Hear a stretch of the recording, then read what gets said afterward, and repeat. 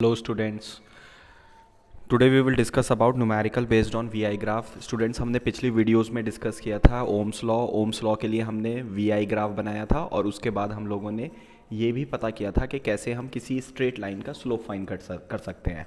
तो जिन लोगों ने पुरानी वीडियोस नहीं देखी हैं वो पुरानी वीडियोस को देख लें ताकि न्यूमेरिकल्स को समझने में ज़्यादा आसानी हो। ठीक है, अब क्लास हम लोगों को क्या करना है कि VI ग्राफ हम लोगों को गिवन होंगे और हम लोगों को उन ग्राफ की हेल्प से सर्टेन क्वेश्चंस के आंसर करने हैं। ठीक है, जैसे फॉर एग्जांपल अगर मैं पहले न्यूमेरिकल की बात करूं तो पहले न्यूमेरिकल में हम लोगों को बताना है कि दो मटेरियल हैं ए और बी और उन दोनों के लिए हम लोगों ने वी आई ग्राफ गिवन है। ठीक है, और उस वी आई ग्राफ की हेल्प से हमें बताना है कि किस मटेरियल का रेजिस्टेंस ज़्यादा होगा और किस मटेरियल का रेजिस्टेंस कम होगा।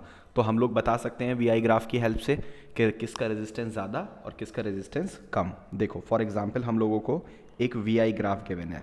ठीक है, कौन सा ग्राफ गिवन है? V I. V for potential difference है यहाँ पर, आई फॉर करंट है। ठीक है ना, उसके बाद मान लो हमारे पास एक मटेरियल का ग्राफ ये ग्रीन कलर की लाइन से गिवन है और एक दूसरे वाले मटेरियल के लिए येलो कलर से गिवन है। This is material A, this is material B. अब क्लास इस वी आई ग्राफ की हेल्प से हम लोगों को बताना है कि किस मटेरियल का रेजिस्टेंस ज़्यादा होगा और किस मटेरियल का रेजिस्टेंस कम होगा। ठीक है ना, तो उसके लिए क्लास कॉन्सेप्ट क्या रहेगा हमारा? अगर हम कॉन्सेप्ट की बात करें तो हम लोग एक वी आई ग्राफ बना लेते हैं। ठीक है, और class V I graph straight line होता है ओमिक कंडक्टर के लिए। वो मटेरियल जो ओम्स लॉ को ओबे करते हैं उनके लिए हमारा वी आई ग्राफ कैसा रहता है? स्ट्रेट लाइन रहता है। अब क्लास अगर हम यहाँ पर ये एंगल थीटा है और इस लाइन का स्लोप फाइंड करें तो हमें पता है स्लोप टेन थीटा होगा और टेन थीटा का मतलब परपेंडिकुलर अपॉन बेस होगा।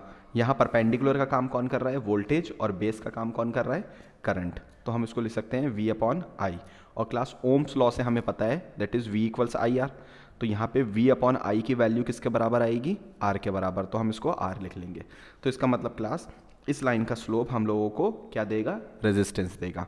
ठीक है, तो अगर इस लाइन का हम वी आई ग्राफ लाइन का स्ट्रेट लाइन का स्लोप फाइंड करते हैं तो बेसिकली वो किसके बराबर होगा? रेजिस्टेंस के बराबर होगा। अब क्लास अपने मेन क्वेश्चन की तरफ आते हैं। अब यहाँ पर देखो क्लास, ये जो लाइन ए है ये कुछ एंगल बना रही है एक्स एक्सिस के साथ, सपोज इट इज़ थीटा 1, और ये वाली लाइन बी भी कुछ एंगल बना रही है दैट इज़ थीटा 2। अब क्लास यहाँ पे साफ पता लग रहा है थीटा 2 ज़्यादा है थीटा 1 से। ध्यान से देखो, ये वाला एंगल ज़्यादा है और ये वाला एंगल कम है। तो हम बोल सकते हैं कि जो स्लोप है बी लाइन का वो ज़्यादा है किससे? स्लोप ऑफ लाइन ए से। और हमें पता है क्लास स्लोप किसके बराबर होगा? यहाँ पर रेजिस्टेंस के बराबर होगा। तो बी का रेजिस्टेंस ज़्यादा होगा किसके कंपैरिजन में? ए के। तो हम यहाँ बोल सकते हैं कि resistance of wire B is more than resistance of wire A. ठीक है, तो क्लास इस तरीके से हमने वी आई ग्राफ की हेल्प से क्या फाइंड कर लिया? Resistance of the wire. या हमने कंपेयर कर लिया कि किस मटेरियल का रेजिस्टेंस ज़्यादा है और किसका कम है। ठीक है ना, हम लोगों ने पिछले न्यूमेरिकल में डिस्कस किया कि किस तरीके से हम दो मटेरियल के रेजिस्टेंस को कंपेयर कर सकते हैं by the help of V I graph. अब क्लास हम लोग आगे बात करेंगे कि हम लोग रेजिस्टेंस की वैल्यू को कैसे फाइंड कर सकते हैं। तो उसके लिए सपोज फिर से हम लोगों को एक वी आई ग्राफ गिवन है। ठीक है ना, हम लोगों को गिवन है वी आई ग्राफ। ठीक है ना क्लास, और सपोज ये V I graph straight line है, मीन्स ओमिक है। मटेरियल कैसा है? ओमिक है। और ये हॉरिजॉन्टल के साथ कितना एंगल बना रहा है? Suppose it is making 30 degree. और हम लोगों को इस मटेरियल के लिए क्या फाइंड करना है? We have to find the resistance.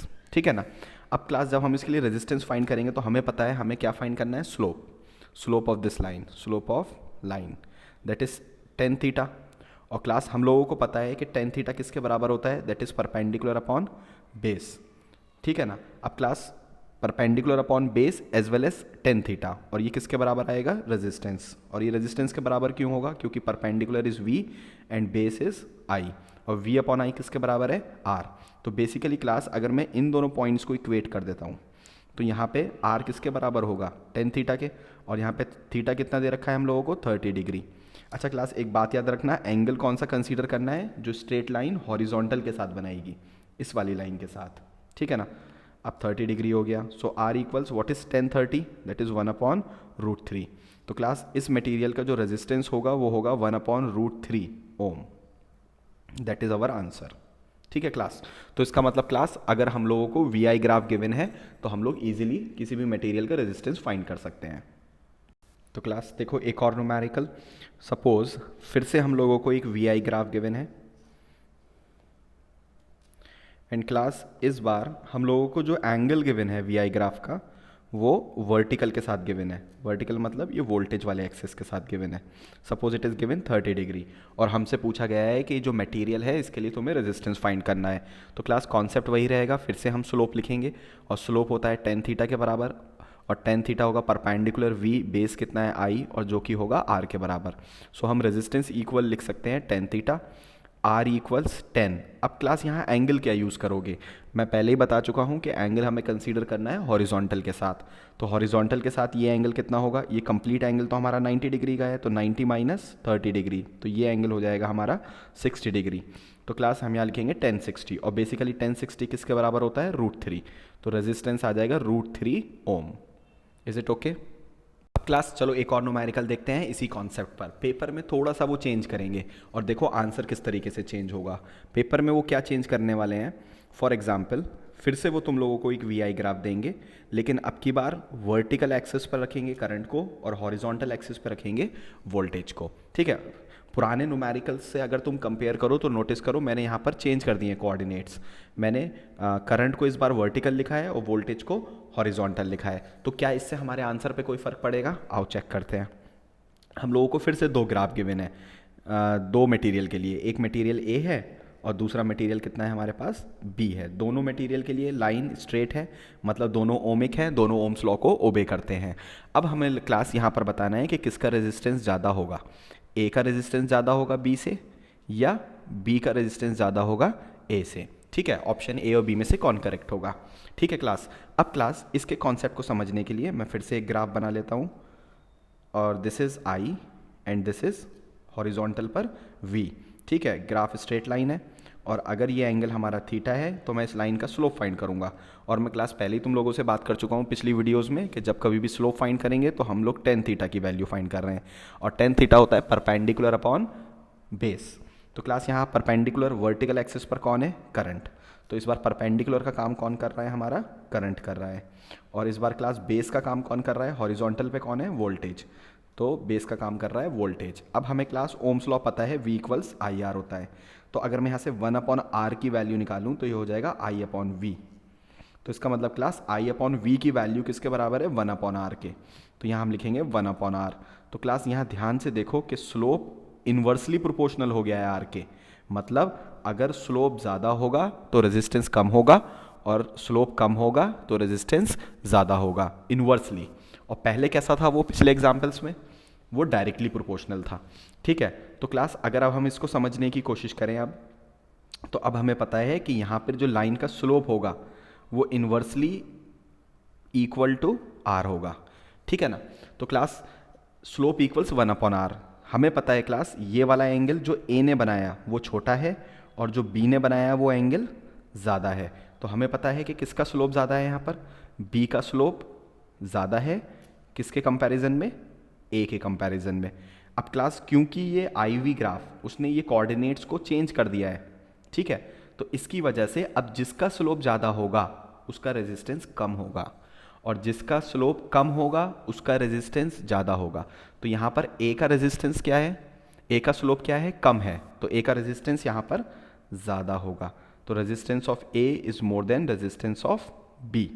ठीक है, तो हमें ध्यान रखना है। अब अगर तुम पिछले न्यूमेरिकल से कंपेयर करो तो आंसर बिल्कुल अपोजिट आ रहा है।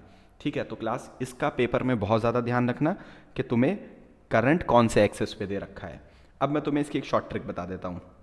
शॉर्ट ट्रिक ये कि ये देखो कि कौन सी लाइन वोल्टेज के करीब है। देखो यहाँ पर अगर तुम ध्यान से देखोगे तो ए वाली लाइन वोल्टेज के करीब है, तो इसका रेजिस्टेंस ज़्यादा होगा। अगर तुम पिछले वाले एग्जाम्पल में देखो, पिछले वाले एग्जाम्पल में कैसा था, इस तरीके से था हमारे पास एक वी आई ग्राफ, ये वी था और ये हमारे पास आई था। ठीक है, और इस तरह से दो लाइनें थी, एक लाइन ए थी पहली वाली और दूसरी वाली लाइन बी थी। अब ध्यान से देखो यहाँ पर कौन सी लाइन वोल्टेज के करीब है, बी। तो हम लोगों ने बोला था रेजिस्टेंस बी का ज़्यादा होगा किसके कंपैरिजन में, ए के। तो क्लास एक सिंपल तरीका ये भी है कि जो लाइन वोल्टेज के करीब होगी, इसको ध्यान रखना है, जो लाइन वोल्टेज के करीब होगी, पोटेंशियल डिफरेंस के करीब होगी, उसका रेजिस्टेंस ज़्यादा होगा।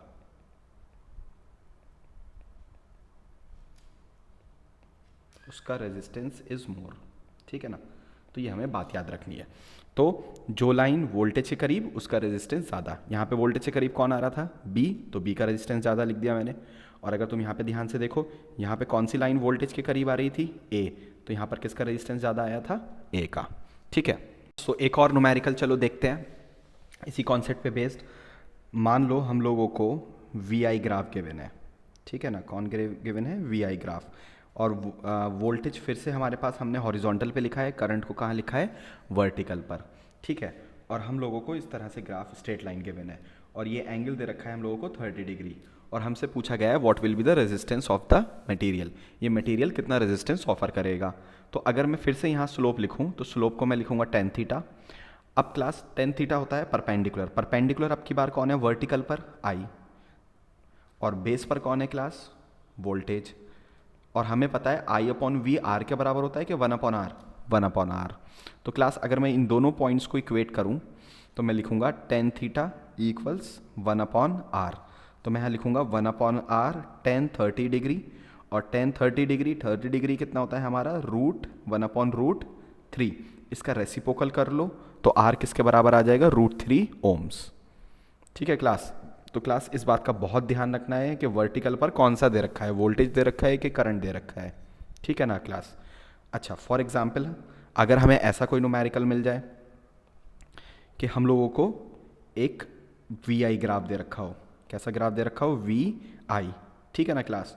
और हमें इस तरीके से दे रखा हो, ये मटेरियल ए और ये material B, A material B material, ये एंगल दे रखा हो 30 डिग्री और ये एंगल दे रखा हो 60 डिग्री, और हमसे पूछा हो कि रेशो फाइंड करो ए का रेजिस्टेंस अपॉन बी का रेजिस्टेंस, ठीक है ना क्लास। तो हमें मटेरियल ए और मटेरियल बी के रेजिस्टेंस का रेशो फाइंड करना है। तो बहुत सिंपल है, सबसे पहले बताओ इसका स्लोप क्या होगा, चेक करो।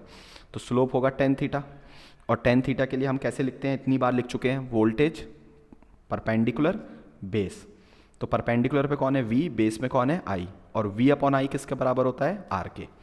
तो क्लास जब मैं r a upon r b लिखूंगा, अगर जब मैं ए का रेजिस्टेंस फाइंड कर रहा हूं तो यहां एंगल भी किसका लिखूंगा, ए का, और जब मैं बी का रेजिस्टेंस फाइंड कर रहा हूं तो एंगल किसका लिखूंगा, बी का। तो क्लास यहां पे चेक करो, पहली वाली लाइन कितना एंगल बना रही है, 30 डिग्री, तो मैं लिखूंगा टेन 30 डिग्री।